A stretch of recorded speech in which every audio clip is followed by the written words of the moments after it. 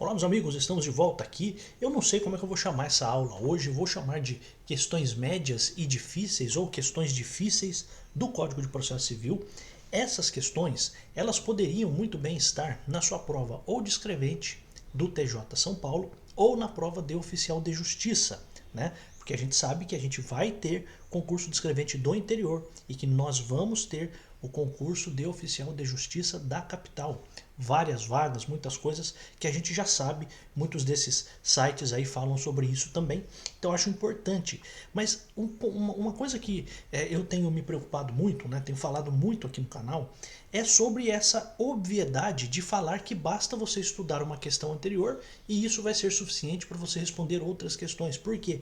Se você pegar o histórico de questões de concursos passados, principalmente de concursos que começaram a acontecer depois da pandemia, você vai perceber que o estilo de questões mudou. E você vai perceber, até falei isso numa live que eu fiz, né? Às vezes você pega uma questão e você não sabe mais dizer se aquela questão é da VUNESP, se é da Fundação Carlos Chagas, se é da Fundação Getúlio Vargas e assim por diante. Então eu acho muito interessante, principalmente numa matéria que é muito específica, que é processo civil, que pode ter sempre uma história contada e isso tudo poderia trazer para você algum prejuízo. Porque você poderia se confundir em alguma coisa da questão e você poderia não responder a questão e perder um ponto. E você sabe que perdendo um ponto, 2 pontos de questões que são realmente difíceis, mas se você acerta as questões fáceis e também acerta essa que é média ou que é difícil, eu posso dizer para você que você passa à frente de muitas outras pessoas. Porque o que é fácil, todo mundo vai acertar. O que é fácil, você não pode errar. Ok, mas o que é difícil? A diferenciação acontece exatamente aí nas questões difíceis. Por isso que eu trouxe aqui, não sei como é que eu vou chamar, acho que eu vou chamar questões difíceis, processo civil, TJ São Paulo. Né? E aí serve o TJ, entenda, escrevente e oficial de justiça. Então, questão número 1, nós vamos fazer aqui vídeos de curtos, de 20 minutos no máximo, mas nós vamos fazer alguns aprofundamentos junto com a questão. Por isso a importância de não basta decorar a questão, mas também ter o professor para te ajudar nisso. Eu tenho insistido nisso porque eu até mandei uma mensagem no grupo do Telegram e mandei uma mensagem no grupo do WhatsApp. Às vezes a gente fica um pouco cansado, né?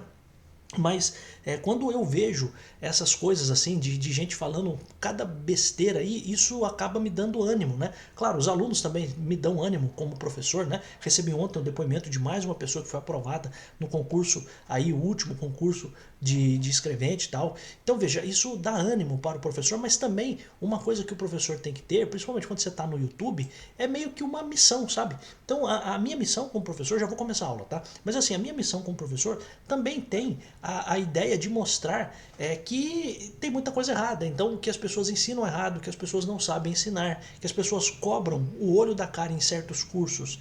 E, cara, depois esses alunos vêm atrás de mim para pedir orientação, para pedir né, algum tipo de esclarecimento de algumas coisas. Então tem gente que fala, olha, eu comprei o curso X e eu paguei lá R$ 1.200 e eu não tive a resposta de tal coisa, eu não entendi até hoje tal coisa. Então, isso é uma missão minha, tá? Uma outra missão também é de desmascarar esses caras que dizem para você que é tudo muito fácil. Eu não quero que você entenda que passar no concurso é a coisa mais difícil do mundo, já disse isso em outros vídeos. Mas você precisa entender que tem uma certa dureza, tem uma certa dificuldade, porque senão todo mundo passaria, né? Então, isso é um ponto importante também. Então, olha só, questão número 1 que a gente vai fazer aqui de questões médias ou difíceis. Quantas questões serão, professor? Não sei. Quantas eu quiser, né? E sendo muito mal educado falando isso para você, mas assim, questões, enquanto eu entender que a gente consegue fazer isso e eu localizar questões que são didaticamente importantes para você, eu vou fazer. Começando a aula, Joaquim propôs ação judicial em face de Carlos. Em face é contra, tá? Então, sempre lembrando disso. Então, Joaquim propôs uma ação contra o Carlos, que foi distribuída para o juízo da primeira vara civil da comarca da capital. Então, o Joaquim entrou com uma ação contra o Carlos e esta ação caiu onde? Ela foi feita a distribuição para a primeira vara civil da comarca da capital. Para um pouquinho, só pensa numa coisa.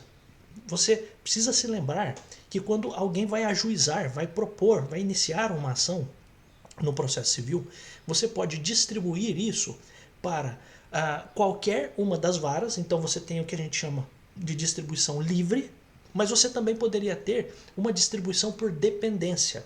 Tá? Isso é uma coisa importante. Então você tem duas formas. Se você só tem uma vara numa comarca, pequeno e só tem uma vara, é claro que tudo vai para uma vara só. Agora, se você tem um lugar que tem mais de uma vara, ou mais de uma secretaria da vara, você vai ter que fazer a distribuição, você vai ter que dividir, distribuir é isso, é dividir a quantidade de processos de um lugar junto com o outro. Então entraram 10 processos. Se todos forem processos ali que entraram, você vai fazer a divisão desses processos, 5 para cada um. Você faz o primeiro para a primeira, o segundo para a segunda, o terceiro para a terceira, o terceiro para a primeira, o quarto para a segunda e assim por diante. Então, é basicamente isso que a gente pode fazer. Então, o Joaquim, dito tudo isso, né, o Joaquim então distribuiu uma ação aqui para a primeira vara civil da comarca da capital. Antes da citação do réu, então antes de o réu ser citado, o Joaquim requereu a desistência do feito. Para quê? Por quê? Quero que você se lembre e fazer questões assim, questões difíceis, é interessante você ter um enunciado grande, você consegue recordar certas coisas, né? Então, quando você tem o ajuizamento da ação, lembre-se que você pode desistir da ação sem precisar da concordância do réu, por exemplo, quando não aconteceu a citação. Então aqui está tudo certinho. Então antes da citação do réu, o Joaquim, que é o autor da ação, ele requereu a desistência do feito. Então Joaquim propôs a ação, Joaquim é o autor. O réu é o Carlos, né? Então antes da citação do réu, quem é o réu? Carlos. O Joaquim requereu a desistência do feito porque via a possibilidade de celebrar um acordo extrajudicial, o que motivou a extinção do feito pelo juízo. Então veja só, o Carlos propôs a ação e antes de o Joaquim propôs a ação e antes de o Carlos ser citado, o Joaquim pediu a desistência. Ele disse para o juiz: olha, juiz, eu não vou continuar com esta ação, estou desistindo dessa ação. O Carlos ainda não foi citado, então eu não preciso que ele concorde com a desistência, lembre-se disso. E o que acontece? Eu estou fazendo isso porque eu acho que dá para fazer um acordo fora do processo, extrajudicial. Então, um acordo fora do processo, tá? Fora do processo. O que motivou a extinção do feito pelo juízo. Então, o juiz concordou com esse argumento. Só que, vamos continuar, tendo em vista a infrutífera tentativa de tal acordo. O que é infrutífera tentativa de tal acordo? Não houve frutos, então não houve acordo. O Joaquim propôs uma nova ação judicial. Então ele propôs uma nova ação judicial, reiterando todos os elementos da ação anterior. Então, ou seja, a ação que ele fez aqui de início, ele reiterou. O que é reiterar? Iteres, ou iter, é o caminho, né? Então, reiterar é você fazer o mesmo caminho, é você repetir, né? Então, é basicamente isso, né? Então, reiterando, ele repetiu todos os elementos da ação anterior. E esta nova ação judicial, ela foi distribuída por sorteio para o juízo da segunda vara civil da comarca da capital. Então, veja, temos aqui uma história contada. Coisas importantes, né? E você olhando para a questão, você consegue fazer todas essas traduções. Nossa, professor, eu tinha que saber tudo isso para responder uma questão dessa de nível médio? Então, veja que é importante você saber, né? Ter base realmente, né? Por isso que o canal chama base jurídica. Eu acho que tem alguma coisa a ver, né? Para você ter base no que você está fazendo para você conseguir responder a qualquer questão.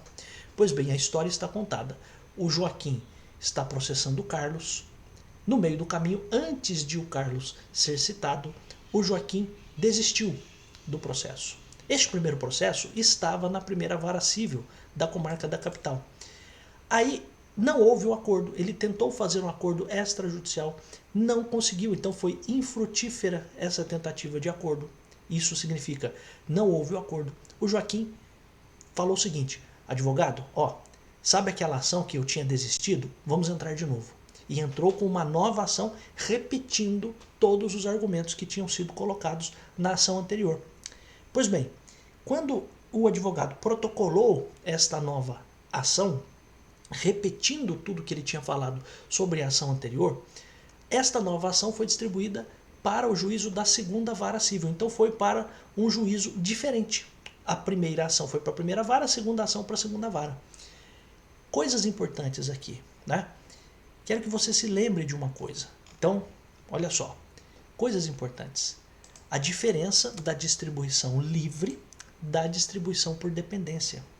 Então veja, esta segunda ação, ela deveria ter sido distribuída também na primeira vara civil. Por quê, professor? Porque o fato de o Joaquim desistir da ação, a desistência da ação, da primeira ação, é uma causa de extinção do processo sem resolução do mérito. Então, olha só, desistir, a desistência é uma causa de extinção do processo sem resolução do mérito. O que isso significa, professor? Significa que o juiz não vai entrar no mérito da causa, dizendo quem tem razão, quem não tem razão. Entrar no mérito é isso, é dizer quem é que está com a razão. Mas como a pessoa desistiu e o processo não prosseguiu, houve então a extinção do processo sem resolução do mérito, por conta da desistência. Por que essa informação é uma informação importante? Porque a partir desta informação, você precisa pensar o seguinte: se a primeira ação foi extinta sem resolução do mérito, por quê? Porque ele desistiu, e desistir é uma hipótese de extinção sem resolução do mérito. Se eu entrar com uma nova ação, eu vou fazer uma distribuição livre ou vou fazer uma distribuição por dependência? Livre aqui entenda sorteio, né? Então eu vou sortear, vai ser na primeira, vai ser na segunda, vai ser na terceira, vai ser na quarta, quinta, ou eu vou fazer uma distribuição por dependência. E a resposta está na lei. A resposta está assim: serão distribuídas por dependência as causas de qualquer natureza quando, tendo sido extinto o processo sem resolução do mérito. Uma das hipóteses de extinção sem resolução do mérito, lembre-se, né? Está tudo lá no artigo 485 do CPC, né? Uma das hipóteses é a desistência. Então, quando o processo foi extinto sem resolução do mérito e for reiterado, quando for repetido o pedido, ainda que tenha mais gente junto, ou seja, ainda que em litisconsórcio com outros autores, ou ainda que sejam parcialmente alterados os réus da demanda, nem foi o caso aqui. Aqui continuou sendo o Joaquim contra o Carlos. Poderia até ser Joaquim contra Carlos e Ana, por exemplo. Então eu mudei algumas pessoas do processo, mas o Joaquim e o Carlos continuam lá. Neste caso, a gente tem uma hipótese de distribuição por dependência. Então é como se eu dissesse o seguinte: olha, o primeiro processo foi extinto, o novo processo eu vou ter ele junto, eu vou ter ele colado no primeiro. Isso é a distribuição por dependência. Essa é uma informação importante. Então, são distribuídos por dependência. O que é o contrário de distribuição por dependência? É a distribuição livre. Quando que acontece a distribuição livre? Quando você não tem um processo anterior que foi extinto sem a resolução do mérito. Só que nesse caso a gente tem. E como a gente tem este processo que foi extinto sem resolução do mérito porque houve a desistência, o novo processo, a nova ação judicial, não poderia ter sido distribuída para a segunda vara civil. Por quê? Ele deveria ser também distribuído para a primeira vara civil da comarca da capital. Então, qual é o ponto? Neste cenário é correto afirmar que, letra A, o juízo da segunda vara é incompetente, tendo em vista que a distribuição deveria ser por dependência ao juízo da primeira vara, o juízo do primeiro processo em que foi proposta a ação. Então a resposta é essa. Mas veja, é uma questão difícil, porque você tinha que se recordar duas coisas, pelo menos. Na verdade, até poderiam ser outras coisas, mas pelo menos a ideia de que a desistência é uma hipótese de extinção do processo sem resolução do mérito. Além disso, se houve uma hipótese de extinção do processo sem resolução do mérito, um novo processo precisa ser distribuído por dependência. Então são vários conceitos dentro da mesma questão, tá bom? Então por isso que de fato a resposta é a letra A. A letra B diz que o processo deve ser extinto por falta de interesse, uma vez que bastaria desarquivar o processo anterior. Não, está errado. Por quê? Porque o processo anterior foi extinto. Ele terminou, então não é desarquivar, tá? Então não tem nada a ver. O juízo da segunda vara é competente, tendo em vista que não houve resolução do mérito na primeira ação, o que demanda a livre distribuição da segunda. Então veja, o conceito aqui é exatamente o contrário. Quando não houve resolução de mérito na primeira, se eu entrar com a segunda vai estar junto com a primeira, tá? Para ver se agora eu resolvo o mérito, tá? Essa é a ideia. Então, de fato, é exatamente o contrário. O juízo da segunda vara é incompetente. Por quê? Porque se não houve resolução do mérito na primeira ação, a demanda vai ser ali distribuída não de forma livre, mas por dependência. Então não é livre distribuição. Por isso que eu falei que a gente tem a distribuição livre por sorteio ou por dependência. O contrário da distribuição livre é a distribuição por dependência. Distribuição por sorteio, distribuição livre é eu começo a ver, eu sorteio, olha, cada hora vai ser uma vara. A distribuição por dependência é tem que ser naquela vara. Então o segundo processo tem que acontecer onde aconteceu o primeiro processo que foi extinto sem resolução do mérito. Tá? Então essa é a informação importante aqui. O processo deve ser extinto por força da coisa julgada material estabelecida pelo resultado da primeira ação. Aqui tem uma coisa muito importante também para a gente. Tá? Então aqui a gente tem vários conceitos. Um outro conceito que eu queria que você entendesse é o seguinte. O processo pode ser extinto sem resolução do mérito ou com resolução do mérito, certo? Quando ele é extinto, então extinção sem resolução do mérito, tem uma consequência. Quando este processo termina, isso vai transitar em julgado. Então quando o juiz diz lá assim, determino a extinção do processo sem resolução do mérito. Pois bem, neste caso, quando o juiz faz isso, esta decisão que ele deu, que vai encerrar o processo, ela vai transitar em julgado. Mas qual é o ponto? Se acontece o trânsito em julgado, eu digo que aconteceu um fenômeno, que é o fenômeno da coisa julgada. Só que veja, este processo terminou, mas ele terminou sem entrar no mérito, sem apreciar a matéria que estava sendo colocada ali.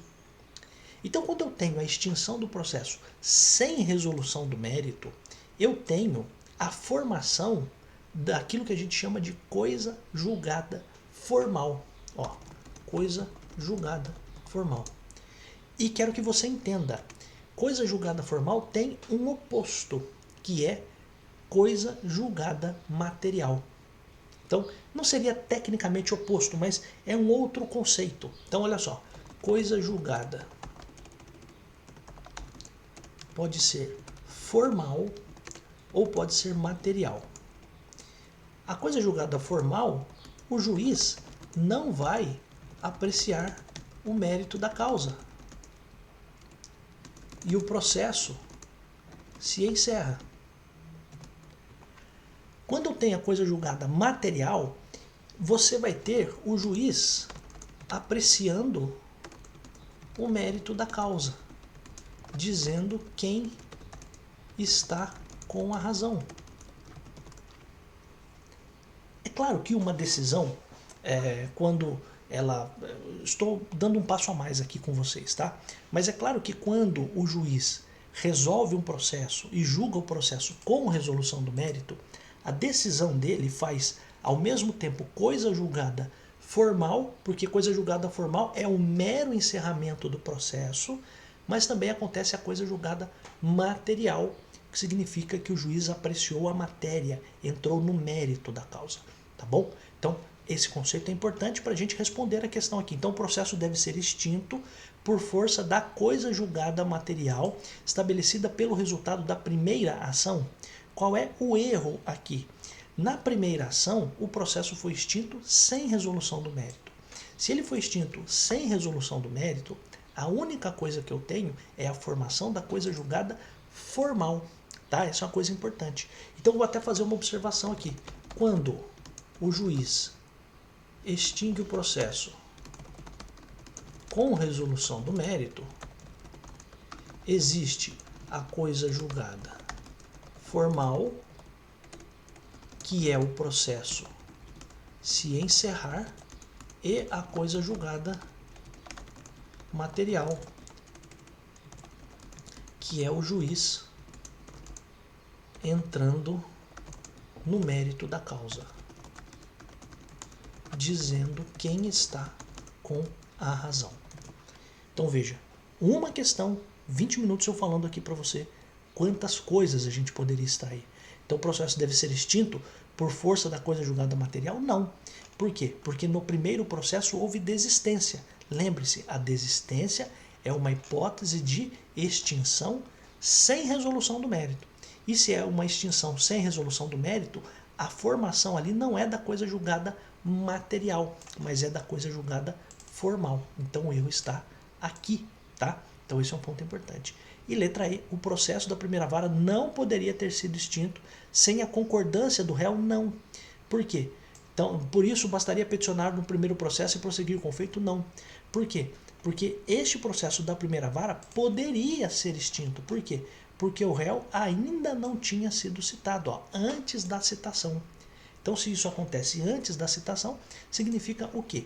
Significa que o autor pode desistir da ação antes da citação, sem precisar da concordância do réu. Então, antes da citação do réu, eu posso desistir dessa ação sem precisar da concordância do réu. Tá bom, amigos? Então aqui a gente fez uma avaliação de vários pontos importantes aqui. Eu vou parar por aqui para a gente fazer outras questões ainda. Acho que eu vou colocar lá como questões difíceis processo civil 1. Acho que eu vou colocar assim, para o TJSP. Isso aqui poderia estar na sua prova de escrevente e também poderia estar na sua prova de oficial de justiça. Tá, meus amigos? Então, acho muito importante. Eu queria convidar você, eu vou deixar este material, este conteúdo lá no meu canal do Telegram, tá bom? Vou deixar lá, só que este material vai ficar lá apenas por 2 dias. Então, hoje, dia 31 de outubro e amanhã, 1º de novembro. Eu vou deixar lá esse material por 2 dias. Eu gostaria de convidar você para entrar lá. Não vou ficar vendendo nada para você lá, nem nada disso. É apenas um outro ponto de contato. Imagina que esse canal aqui sai do ar, né? Sei lá, alguma coisa assim. Eu teria como ainda continuar conversando com vocês. Assim, imagina que eu crio um outro canal, alguma coisa assim. É bom eu ter sempre um ponto de contato com vocês que estão interessados aqui neste conteúdo para concursos públicos, tá bom? Fico muito agradecido. Se você quiser estudar comigo, eu tenho dentro da minha plataforma, eu não sei como é que eu vou chamar isso mais para frente, se vai ser comunidade, base jurídica, eu não sei. Mas por enquanto eu chamo de base jurídica só. Lá dentro eu tenho vários cursos na parte de direito. Tem para escrevente, tem para oficial de promotoria, tem para polícia civil, tem vamos agora montar, né, aulas para o TSE, TRE unificado. Então a gente tem ali várias aulas de vários assuntos, com correção de questões, com revisão para prova, e você faz um investimento em você, e eu gostaria de convidar você para estar lá. Quanto é, professor? R$20 por mês, tá bom? Você vai, tem o link aqui embaixo, tanto do Telegram, eu pelo menos convido que você entre lá para pegar as anotações aqui desta aula, para você olhar isso aqui com mais cuidado, e também se você quiser entrar no meu curso, aí temos muito mais coisas do que as coisas que estão aqui no YouTube. Professor, mas no YouTube já é bastante coisa, acho que são 300 vídeos, 400 vídeos. Sim, lá vão ser mais 1000 vídeos? Não, mas lá vão ser aulas, vídeos estratégicos, pontos mais importantes ainda do que os que estão aqui no YouTube, tá bom? Então a gente tem uma forma de atender as pessoas que não podem pagar, que estão aqui no YouTube, não podem, não têm a disposição de fazer isso agora. Gostaria muito que você entrasse, mas de toda forma a gente atende aqui muita gente dentro do YouTube, mas também se você quiser dar um passo a mais, tem questões como essas aqui resolvidas, tem várias séries de questões lá que eu resolvo e te ajudo, claro, na sua preparação, tá bom? Fico muito agradecido. Cara, professor que se presta, que quer ajudar os alunos para concurso, tem que vir aqui no YouTube e dar a cara e dar aula. Não é ficar fazendo agitação. Olha, eu vou te montar um cronograma, eu vou te montar isso, e 5 maneiras de não sei o que, 10 maneiras de não sei o que. Tá aí a aula, você tá dando, meu jovem? Você não tá dando, você só tá agitando as pessoas e fazendo com que as pessoas fiquem ou ansiosas ou querendo comprar o seu curso, mas sem você mostrar para elas do que você é capaz de ensinar. Por isso que tantas pessoas se decepcionam, né? Porque não sabem o que o aluno vai dar. A minha aula, na minha parte fechada, é isso aqui também. Só que o diferencial, sabe o que é? Sou eu.